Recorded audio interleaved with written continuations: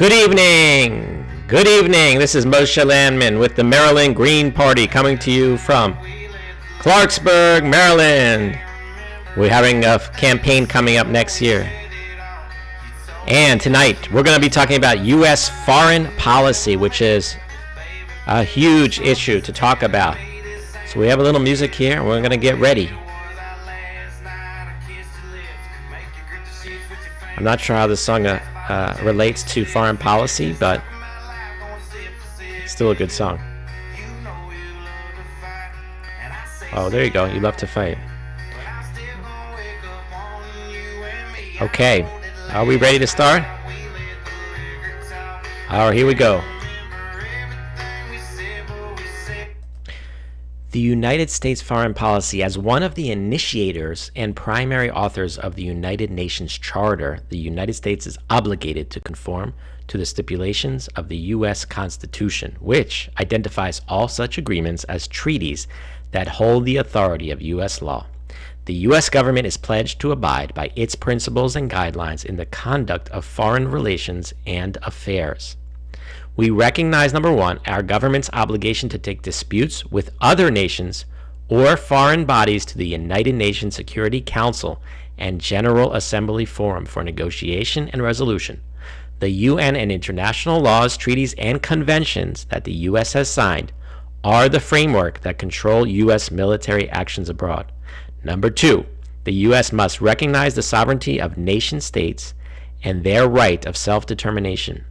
Number three, we recognize and support the right of the United Nations to intervene in a nation state engaged in genocidal acts or in its persistent violation and denial of the human rights of an ethnic or religious group within its boundaries, and the right to protect the victims of such act. Number four, the U.S. is obligated to render military assistance or service under UN command to enforce UN Security Council resolutions.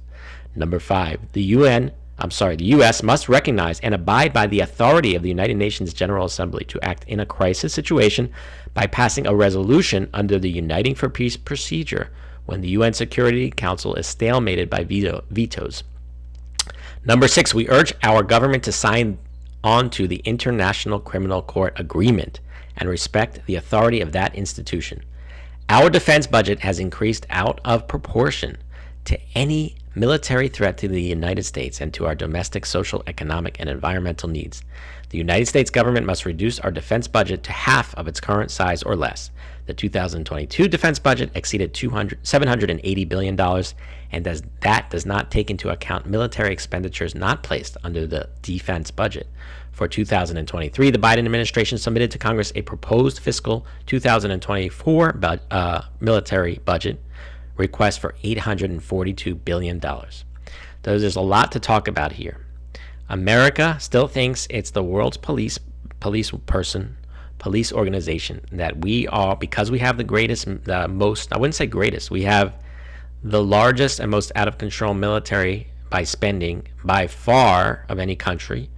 We'll talk about that in another show, but by far. So therefore, we can bully everyone, and we're the ones that have to do all of the wars, take care of all the situations in Afghanistan, Iraq, Somalia, anywhere there is an issue in the world. We think that we have to take care of it, which is just not true. It's time to recognize that we created the United Nations after World War II. We have a General Assembly. We have a Security Council. We work with other nations to deal with any security issues. When we have a problem, we work together. Obviously, when you have a country like Russia, which has become a rogue nation under a mentally insane group of people, including Vladimir Putin.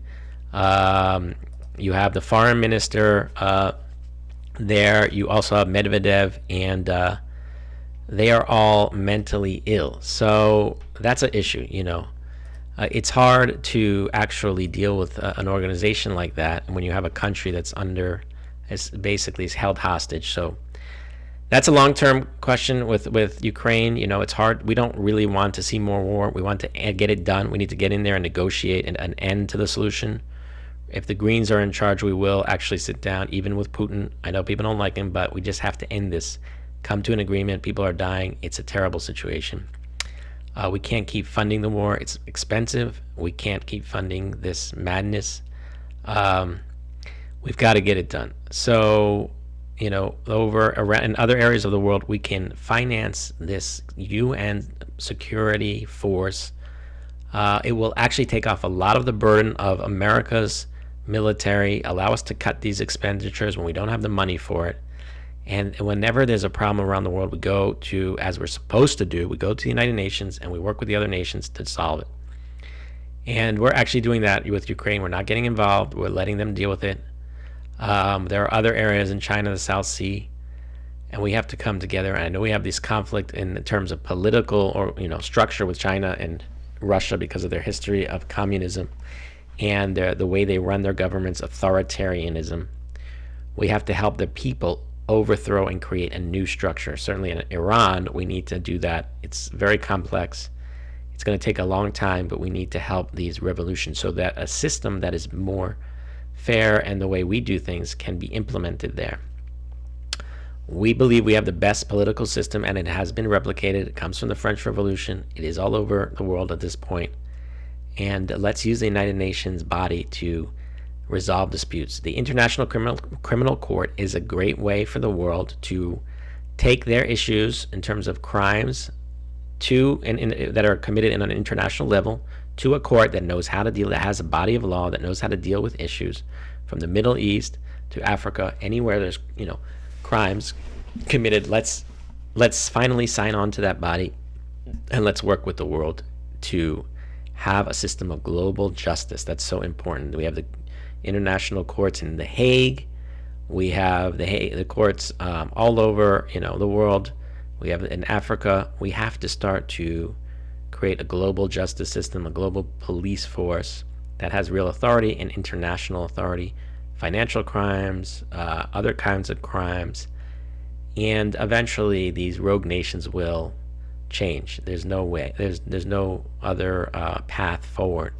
If there's going to be war, continued war like for Iran and Afghanistan, we just don't know how we're going to change their whole governmental structure. They're going to have to basically collapse internally. They may have other civil wars and more. Someone's going to have to take Putin out, but at this point, it seems like he's just going to continue. Lavrov is another mentally ill foreign minister there. So, that's where we stand when it comes to foreign policy.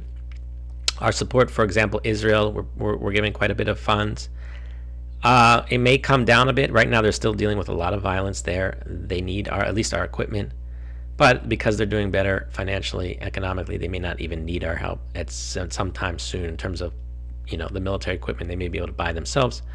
There are other nations that we can assist, but at this point, we don't really have money to assist other nations. We are heavily in debt to the tune of $31 trillion. So we actually are soon going to become that beggar nation that we're going to be asking other countries for help. You heard it right here. Yes, America's unfortunately in this situation. If we don't do anything now by reducing our, start running surpluses every year and, having some sort of cooperation with China at least, we're going to need them. There's no other choice. And we have a lot more to talk about this, but for now, that's enough for U.S. foreign policy. This is Moshe Landman with the Green Party in Maryland.